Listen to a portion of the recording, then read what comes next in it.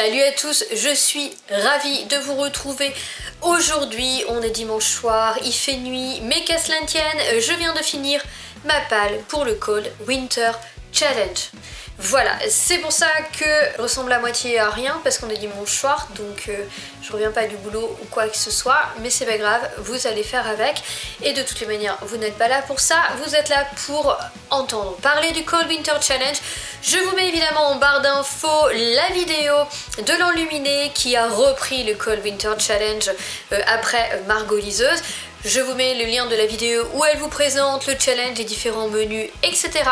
Quant à moi, je vais juste me contenter de vous énumérer les menus et de vous donner les livres que j'ai mis dedans. Vous allez voir, il y en a un certain nombre, puisque j'ai mis 1 à 2 lectures par thème. J'ai refusé d'en mettre plus de 2, parce que comme il y a 5 menus, sinon ça allait vraiment faire trop. Une fois encore, je ne prévois pas de tout lire, mais j'ai le choix, j'aime ça, c'est génial. Voilà. C'est vraiment faire une palle, faire rentrer des livres dans des cases et tout, c'est un exercice que j'adore. Et donc, eh bien déjà, j'étais dans ma palle, j'étais fouinée pour retrouver un peu tous les livres que j'avais qui étaient en rapport avec l'hiver. Donc j'essayais de trouver des livres où il y avait de la neige sur les couvertures, ou alors je savais que ça se passait en hiver, ou des choses comme ça. Donc je les ai intégrés, j'ai même commandé un livre, et je crois que j'en ai commandé un deuxième, ce que je me souviens plus du nom, et je ne sais pas si je l'ai vraiment commandé ou pas. Je me souviens plus. Bref, voilà, on va pas tarder, et on va commencer tout de suite avec le premier menu. J'ai mon petit carnet, hein. Hiver mystérieux, avec la première catégorie, Yule, où on doit trouver un livre qui parle de mythologie, de légende et de divinité. J'ai donc inséré 2 livres dans cette catégorie et aucun des 2 livres ne se passe en hiver. Mais bon, on peut pas toujours tout avoir. Le premier, il s'agit du Souffle de Midas par Alison Germain, paru aux éditions du Chat Noir. Donc il s'agit en fait du tome 1 des Chroniques des Homérides. Donc voilà, évidemment ici on vous dit: entre tes mains, fille de mer, brûle encore le pouvoir des dieux. Ça s'appelle le Souffle de Midas. Je pense que question mythologie, dieu et tout, on est quand même en plein dedans. Ça fait longtemps que je l'ai, il fait 260 pages, il va se lire vite.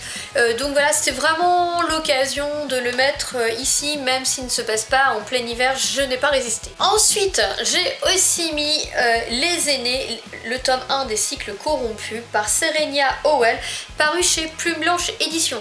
Et là vous allez me dire, pourquoi est-ce que tu as mis un livre qui parle de dragons dans un truc avec des dieux et de la mythologie? Certes, mais on vous dit bien ici que depuis la tour, leur demeure, les aînés et leurs maîtres veillent sur les 7 royaumes. Être appelé à les servir est un honneur, se lier à l'un de ces dieux est le rêve. Et oui, les dragons ici sont considérés comme des dieux, donc eh bien, je trouve que ça rentre totalement aussi dans la catégorie.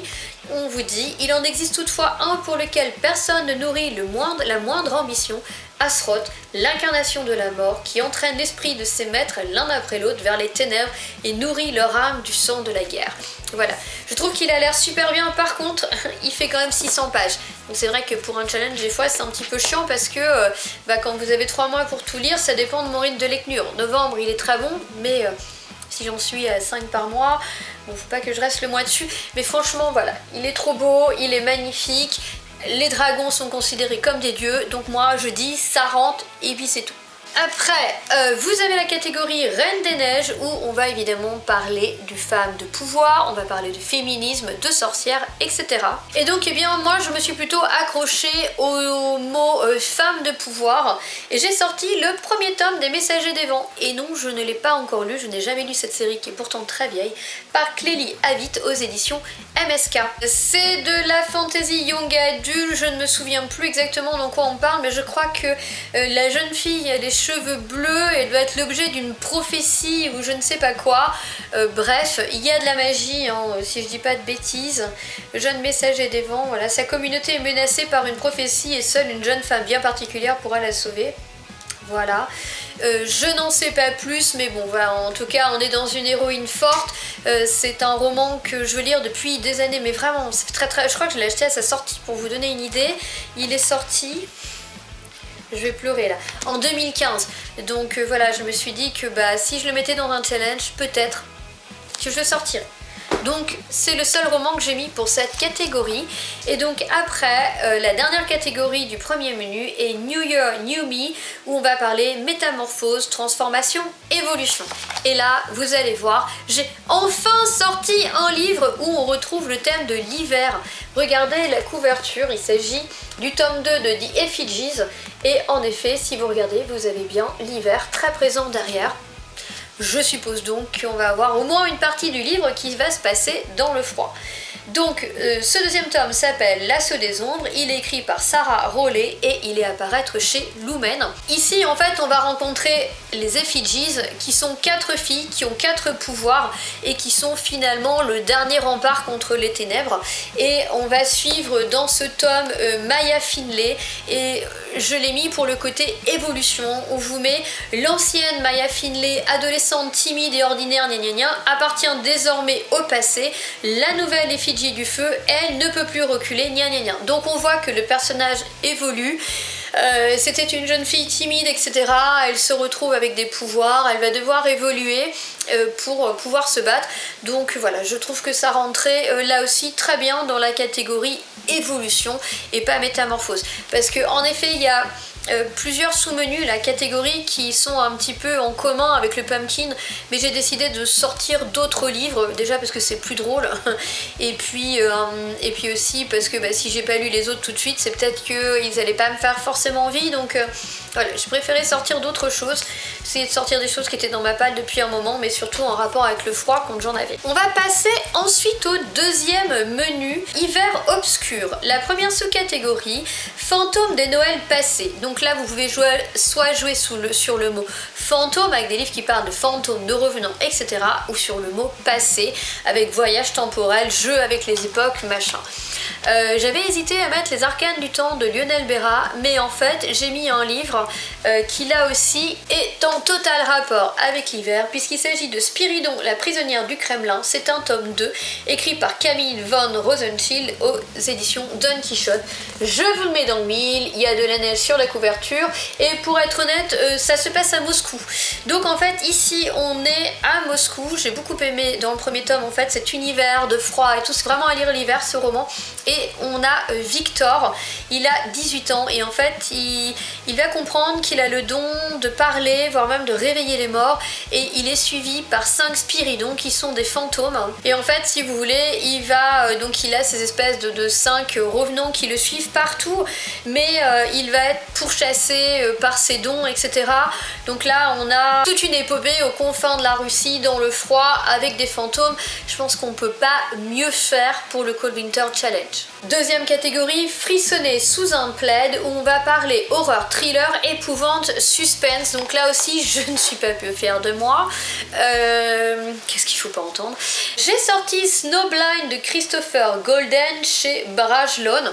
Alors regardez-moi, alors déjà Snowblind, ok, et regardez-moi cette couverture. Là je crois qu'une fois encore on y est carrément dans le thème et on y parle horreur, épouvante, ce que vous voulez. Ici on est aux États-Unis, une nuit d'hiver, une terrible tempête de neige a fait mourir une dizaine de personnes qu'elle a emportées avec elle, et du coup forcément des familles entières se sont retrouvées brisées et le quotidien de la ville a été changé, complètement bouleversé. 12 ans plus tard, la vie a repris son cours, même si les habitants de Coventry sont toujours inquiets à l'approche de l'hiver, ça les a quand même fortement marqués. Et pour bien faire, une nouvelle tempête s'approche qui va être bien plus terrible que la précédente, d'autant plus que les disparus de la première tempête reviennent. Voilà, je pense que, une fois encore, on va être pas mal. Vous voyez, tout ce qui a rapport avec l'hiver, j'ai essayé de caser. En fait, j'ai d'abord sorti les livres et après j'ai essayé de les caser dans des catégories, et pour le reste, j'ai trouvé des livres que j'avais très envie de lire. Ensuite, troisième catégorie, Nuit du solstice. Il faudrait lire un livre de 300 pages, en fait, un livre que vous pourriez éventuellement lire dans la nuit, dans la plus longue nuit de l'année. Donc j'ai mis 2 livres dans cette catégorie. Et la première, il s'agit de Terre-Mer. Voilà. Alors vous allez vous dire, ça fait pas moins de 300 pages. Non, c'est une intégrale. Par Ursula Le Guin au livre de poche. Et le premier tome, puisqu'ici il s'agira de lire que le premier tome, fait environ 270 pages. Alors c'est pas écrit très gros, mais c'est pas écrit minuscule non plus, même si les pages c'est de la feuille à cigarette. Mais là vous avez quand même un paquet de tomes, je sais plus combien il y en a, je me demande s'il y en a pas 6, je ne sais plus, je peux pas vous dire. Mais donc voilà, mon but c'est de lire un tome, c'est pas de tout lire.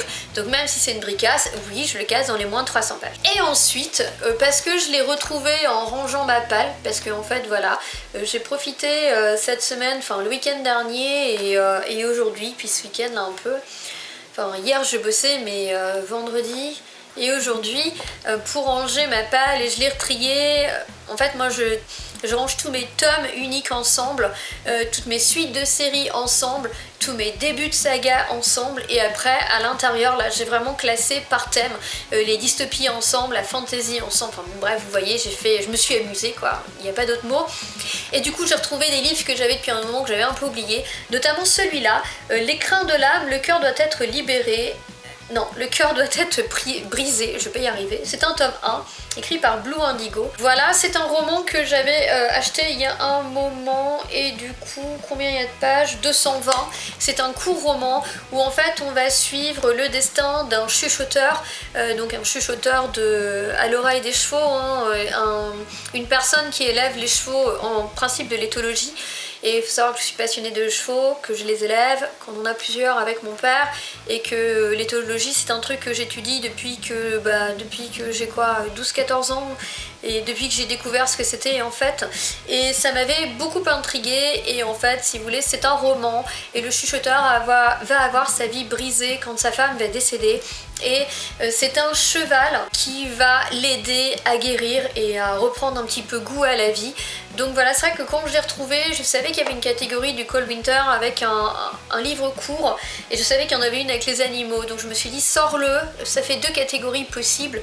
Donc voilà. On passe ensuite au 3e menu, marcher ensemble dans la neige, avec la première catégorie, les reines du Père Noël, où on va sortir un livre avec des animaux qui parlent de nature ou d'écologie. Dans cette catégorie, je n'ai pas mis l'écrin de l'âme, puisque vous l'aurez deviné, j'ai déjà mis 2 autres romans. Donc, un que j'ai repêché de la pile du Pumpkin, parce qu'il faut absolument que je le sorte, j'ai trop envie de le lire, c'est Le Rumeur d'Issar, Le Talisman perdu par Marie Caillé, c'est un tome 1.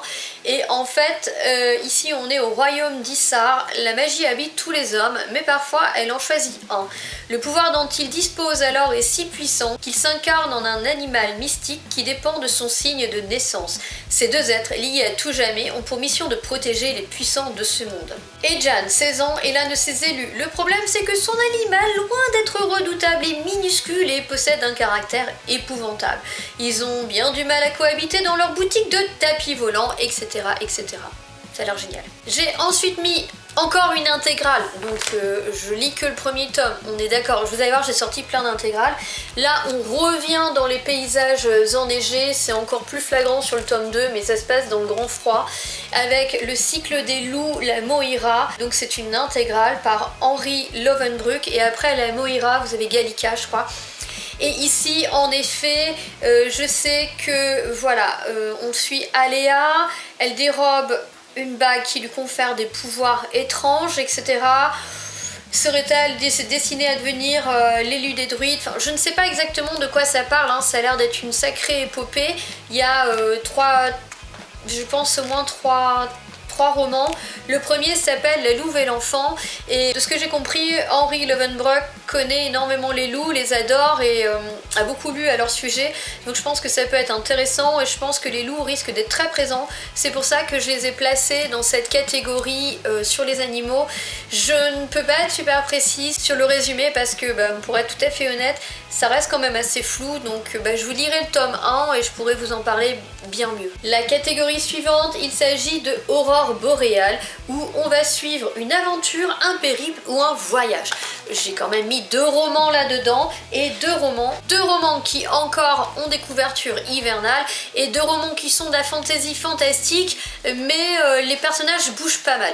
Le premier, il s'agit de Moitié d'âme, chronique des 5 tomes par Ansel Hochkorn, paru chez Gulfstream Editor. Donc comme vous pouvez le voir, il y a quand même de la neige sur la couverture et en plus de toutes les manières, on vous dit ils se déplacent en roulotte avec leur communauté dans l'hostile forêt de la Silverée, ancien royaume des fées de l'hiver. Donc voilà, l'équilibre de cette vie en cavale a complètement basculé. Donc je l'ai mis là parce que visiblement c'est des gens qui voyagent tout le temps, qui vivent en roulotte, etc. Comme on doit parler périple, voyage, aventure. Bon, j'ai triché, hein, franchement, je pense que c'était plus du nature writing, un truc comme ça. Bah, j'en ai pas. Faudra que je m'en reprocure, ça fait un moment que j'en ai pas lu. Donc, j'ai mis ça à la place. Alors, deuxième livre, il s'agit une fois encore d'une intégrale. Je vous en ai sorti un paquet. Et donc ici, il s'agit d'un livre de Robin Hobb, Megan Lindholm, hein, c'est la même personne, qui est Vendienne, c'est l'intégrale. Donc là encore, je n'irai que le tome 1. Et donc bah, vous voyez, hein, ça se passe dans des paysages complètement enneigés, il y a l'air d'avoir des drôles de créatures, enfin bon, voilà. Et donc, on parle du personnage de Ki, que les harpies détestent parce qu'apparemment elle a détruit l'un de leurs nids par vengeance et du coup elle est un peu pourchassée, hein, je pense. Mais qui va devoir reprendre la route, là encore avec sa roulotte, je sais pas, je pense que j'aime bien les histoires de voyage en roulotte pour ce Cold Winter Challenge. Et donc on vous dit, elle a accepté pour une grosse somme d'argent de transporter un colis au travers des montagnes enneigées réputées infranchissables. Et du coup en chemin elle va rencontrer Vendienne qui est un jeune voleur, il va leur arriver plein d'aventures. Mais bon voilà, ils sont en périple, hein, ils font un voyage, ça se passe en hiver. Bon voilà, de toute manière j'avais envie que ça rentre dans cette catégorie, c'est tout. Ensuite, Carol of the Bell, donc un roman choral, donc un roman où l'action est vue par différents personnages, la même action, ou alors un roman avec différents points de vue, ou alors tout simplement plusieurs persos qui partagent une expérience commune.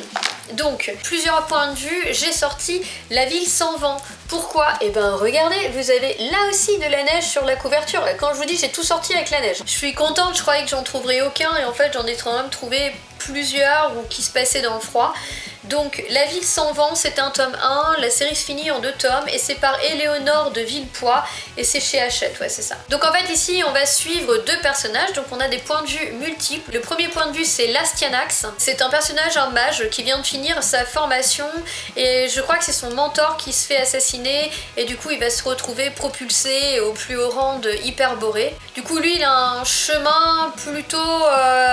il y a pas mal de complots politiques et tout autour de lui et du coup il va rencontrer le personnage d'Arca qui est notre deuxième point de vue, qui est une jeune guerrière qui vient d'arriver en ville et qui apparemment a le don pour se sortir de pas mal d'emmerdes, ce qui est plutôt pas mal parce qu'apparemment elle a aussi tendance à les provoquer les emmerdes. Voilà, on peut supposer que ces personnages que tout oppose vont devoir s'allier, etc., etc.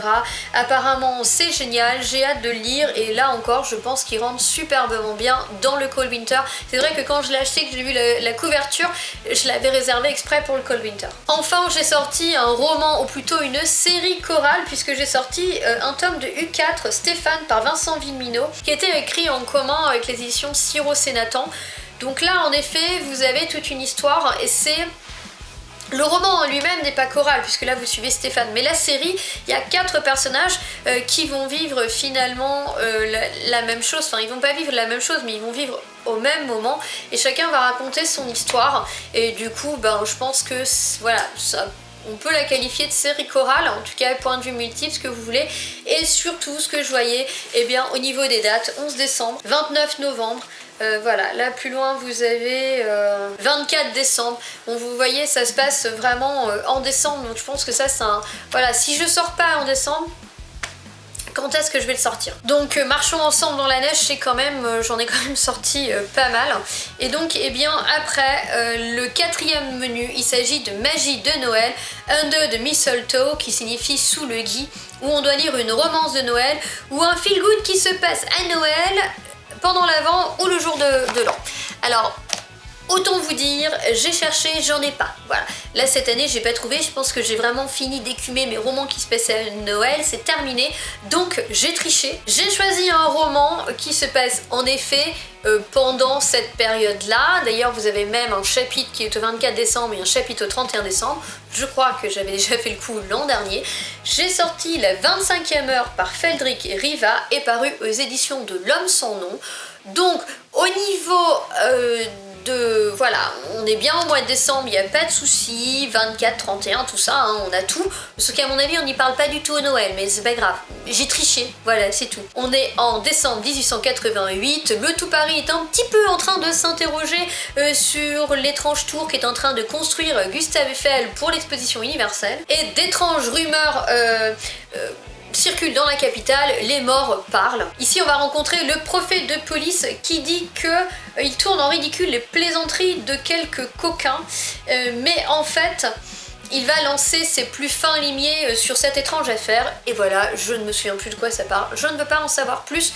J'ai triché malgré tout. Hein, vous avez, je vous dis, on parle 24 et 31 décembre, même si c'est pas sur Noël. Là, je suis désolée, mais je pêche complètement. De manière, ce menu-là, j'ai fait que de tricher. Donc, c'est pas dans ce menu où je triche, c'est dans le suivant aussi. La deuxième catégorie pour magie de Noël, il s'agit de raclette.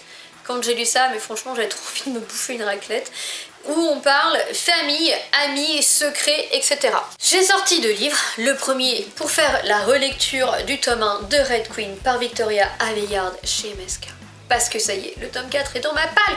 Donc c'est tout bon, je peux enfin reprendre cette saga parce que honnêtement, j'ai oublié les tenants et les aboutissants. Donc en fait, nous allons suivre Mère Barrow qui vit dans un monde où vous avez les rouges et les argents. Les argents ont du pouvoir et les rouges n'en ont pas. Donc les rouges sont les esclaves des argents. On est quand même dans une bonne dystopie. On est dans une dystopie un peu post-apo parce qu'on y retrouve quelques éléments de notre terre à nous comme des sacs à dos, des choses comme ça. Donc du coup on sait pas trop si c'est dystopie ou post-apo. Voilà. En tout cas, le quotidien de Mère va changer le jour où elle va se rendre compte qu'elle a des pouvoirs alors qu'elle est une rouge et qu'elle devrait pas avoir de pouvoir. Et on va la catapulter au palais. Et en fait, là-bas, il va falloir qu'elle donne le change, ne surtout pas saigner pour pas montrer que son sang est rouge, apprendre à maîtriser ses pouvoirs. Et surtout, elle va essayer de libérer les siens de l'esclavage dans lesquels ils sont. Donc, eh bien, en effet, on a le secret, puisqu'elle ne doit dire son secret à personne, en tout cas le moins de monde possible. Et niveau famille, elle va se retrouver au sein de la famille régnante et notamment avec 2 frères. Donc je trouvais que ça collait aussi. J'ai aussi sorti Les Outrepasseurs, le tome 3, Le Libérateur par Cindy Van Wilder. Donc là, on est aussi bien au niveau de l'hiver. Un terrible hiver, ça va sur la Grande-Bretagne. Bon, voilà, ça y est, ça c'est fait. Il fallait le lire à ce moment-là. Et donc, eh bien, c'est le 3e tome des Outrepasseurs. Hein. Donc là, je l'ai mis là encore pour secret, etc. Si vous avez lu, vous savez qu'il y a un peu de secret. Malheureusement, j'ai lu extrêmement longtemps. J'espère que je vais retrouver des souvenirs. Donc il y a 4 tomes, mais en fait les 3 premiers forment une trilogie. Le 4 est un bonus, donc là j'aurais quand même déjà terminé cette trilogie. Ensuite, dernière catégorie du 4e menu, il s'agit de Danse de la fée dragée, où on va y parler rêve, univers onirique, fantasy, fantastique. Et là en fait j'y ai mis un livre que je n'ai pas reçu puisque j'ai mis L'ours et le rossignol de Catherine Ardern. Ça doit être livre de poche, je sais plus quelle édition j'ai pris, où on va partir dans une épopée fantasy, un peu conte, etc. au cœur de la Russie, je crois, enfin je ne sais plus exactement, mais en tout cas je sais que ça se passe en hiver, dans le froid, dans la neige, etc. Et que si je me trompe pas que ça se passe en Russie, en effet on sera parfait pour le Cold Winter Challenge. Ensuite, le 5e et le dernier menu, en fait c'est un menu bonus qui peut un petit peu remplacer un autre menu, mais moi je vous avoue que comme je compte pas les points ni rien, je me prends pas trop la tête, je m'amuse juste à mettre des livres dans les catégories, donc il y avait un menu supplémentaire pour moi, c'était que du bonheur. Donc il est assez facile celui-là, il s'agit de Au chaud devant la cheminée. La première catégorie s'appelle Grands enfants, où il faut sortir un livre jeunesse. Donc vous voyez, c'est pas très compliqué. J'ai sorti un livre qui n'a rien à voir avec l'hiver, non. J'ai sorti La Reine des Eaux par Kay Meyer aux éditions du Rocher Jeunesse. Pourquoi j'ai sorti ça? C'est un livre fantastique où on va retrouver des sirènes, des lions volants, des maîtres voleurs et miroitiers magiques. Tous sont liés à la Reine des Eaux d'une manière ou d'une autre et vont devoir choisir leur camp. Voilà, donc c'est un fantastique jeunesse qui a comme particularité de se dérouler à Venise et j'ai visité de Venise début octobre, donc j'avoue que j'avais envie de lire ce livre pas trop longtemps après la visite, puisque c'est vrai que je trouvais ça sympa de pouvoir y replonger. Je l'ai fait là dans un roman que je viens de terminer qui se passait à Venise, donc je vais reprendre une petite dose supplémentaire. Catégorie suivante, vitrine de Noël, lecture graphique ou avec des illustrations sur le thème de Noël ou de l'hiver. Alors là c'est pareil, on parle encore de Noël. Donc j'ai triché, moi je me suis arrêtée à lecture graphique ou avec des illustrations, j'ai oublié Noël et l'hiver. Et j'ai ressorti un livre que je sors tous les ans dans ma palle, du Cold Winter Challenge. C'est un jeunesse, voilà, j'aime bien lire les jeunesses au moment de Noël, je trouve que les contes et tout c'est sympa. Mais j'ai pas encore réussi à le sortir celui-là. Il s'agit du premier tome de la trilogie Les Chroniques de Wildwood par Colin Meloy, illustration par Carson Ellis chez Michel Lafon. En fait, ici on a Prue qui est une petite fille très obéissante et du coup on lui a toujours répété qu'il ne fallait pas aller dans le territoire infranchissable, donc c'est toujours ce qu'elle a fait. Mais un jour son frère va être kidnappé dans son berceau par des corneilles et du coup va être entraînée de l'autre côté de la fameuse frontière. Et du coup avec son ami Curtis, elle va décider de partir à la recherche de son frère, même si cela la fait désobéir. Et ils vont du coup découvrir un monde magique peuplé d'énormément d'animaux qui sont pas toujours forcément bien attentionnés. Et le sauvetage de son frère va vite devenir en fait une lutte pour sauver le royaume, je pense. Voilà, c'est du jeunesse, c'est illustré. Voilà, il y a plein d'illustrations tout au long du livre, donc j'ai triché, j'ai sorti ça et peut-être que j'arriverai à le sortir enfin cette année, on sait jamais. Et enfin le dernier roman, Chocolat chaud, avec un livre qui apporte du bien-être, un roman, un graphique, du développement perso, ce qu'on a envie. Donc moi j'ai sorti un roman avec du développement perso. Alors en fait, pour m'expliquer, il s'agit de Chloé des loups par Alexandra Huguetto, sorti chez la collection R. J'ai acheté ce livre, d'ailleurs il a plus son étiquette, c'est trop bizarre. J'ai acheté ce livre à Montreuil en 2019 du coup. Et en fait on se retrouve dans une sorte de fantaisie, on rencontre Chloé, ultime descendante de l'ultra-violente lignée des loups, destinée à devenir une guerrière, qui refuse cet héritage d'angoisse et de colère. Mais elle a Annabelle, son amie, qui va dissiper ses craintes d'un éclat de rire. Elle va la pousser à explorer son cœur, etc. Et du coup, la jeune Chloé écrit dans un carnet toutes ses pensées lumineuses. Donc si vous voulez, je trouve que c'est un savant mélange entre un roman de fantasy et du développement personnel. Vous retrouvez, voilà, par exemple ici, c'est l'autrice qui me l'avait dit, je l'ai pas lu encore, mais vous retrouvez des bouts de son carnet dans lequel en fait elle met du développement personnel. Donc voilà, il faut le savoir quand on aborde le livre, sinon on peut être quand même un peu chamboulé, mais voilà, c'est du développement personnel pour la jeunesse, le young adulte sous forme de roman. Enfin, moi je trouve que pour aborder le développement perso, je sais pas si vous voyez bien la couverture parce que du coup il y a plein de reflets, voilà.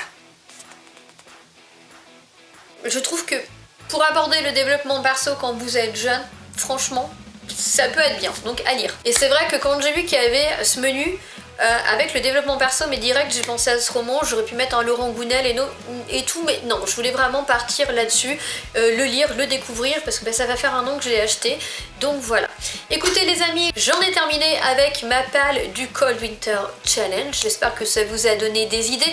N'hésitez pas à me donner les vôtres en commentaire ou les liens qui mènent vers vos pales, je les découvrir avec plaisir, c'est un truc que j'adore faire, découvrir les pales des gens, je trouve ça assez génial, comme les book hauls et tout, en fait ça vous donne des idées de lecture, c'est bon, c'est pas très bon pour le portefeuille, mais c'est super bon pour le moral. Et si j'ai le temps, je sais pas comment je vais me débrouiller. Si j'ai le temps, j'essaierai de vous faire une vidéo avec un petit peu ma palle idéale, mes recommandations livresques.